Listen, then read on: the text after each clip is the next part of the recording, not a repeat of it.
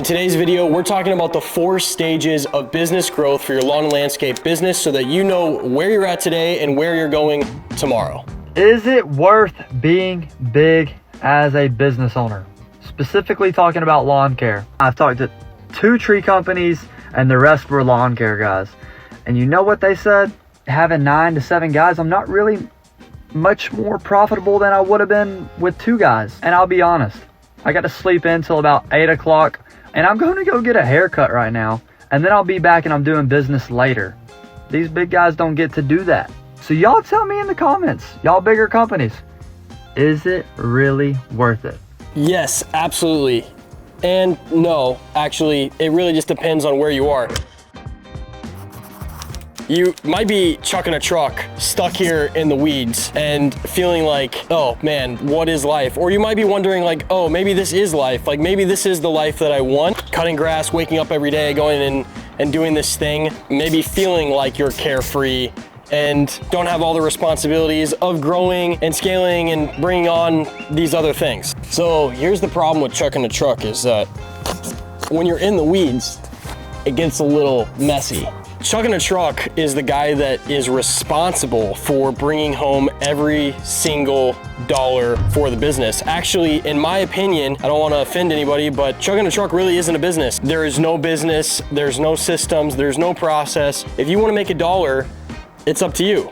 And if you get sick, there's no income. At stage 2, you've graduated from chucking a truck and now you're at confused Cody, which actually feels maybe more chaotic because now you have a few things going for you. You have a few employees, you have some responsibilities, you have overhead, you have a lot more clients. The problem is that at confused Cody, you don't have the right systems and processes in place. Everything is more chaotic than when you were chucking a truck. And you're probably feeling like, wait, was chucking a truck actually that bad? Maybe I want to go back. Maybe that was a simpler life. Maybe that was a better life. So I think that's where this guy's coming from. He might be a confused Cody and stuck with a few people, a few things going on, but doesn't actually have all of the right things in place to see the light at the end of the tunnel. It's like you're in darkness and you don't know where you're going. Thankfully, all of that goes away when you're in stage 3, Badass Billy. Welcome to stage 3. You've hit this stage where you've got employees, you've got some systems, some processes, some marketing in place where things are coming in the door and the business really runs semi without you. You have time to take vacations, you have time to do things where the business is not going to burn to the ground because you're not at its beck and call. You started way over there and now you've made this progression.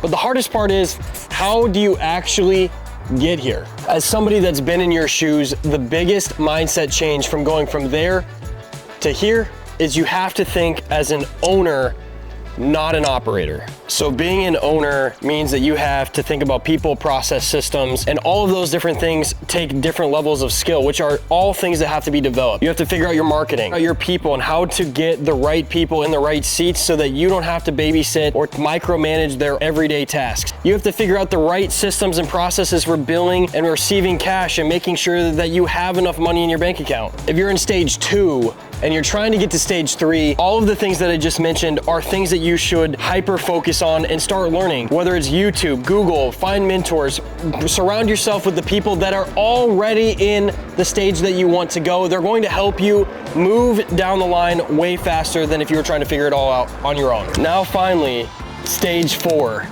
a Titan, where you're in Aruba, you're in another place, and your business runs without you. You have full team, full process, full systems. Everything's really put together, and now you're figuring out how to dominate your area, your market, or the entire country. So if you're at Titan status, you're truly number 1.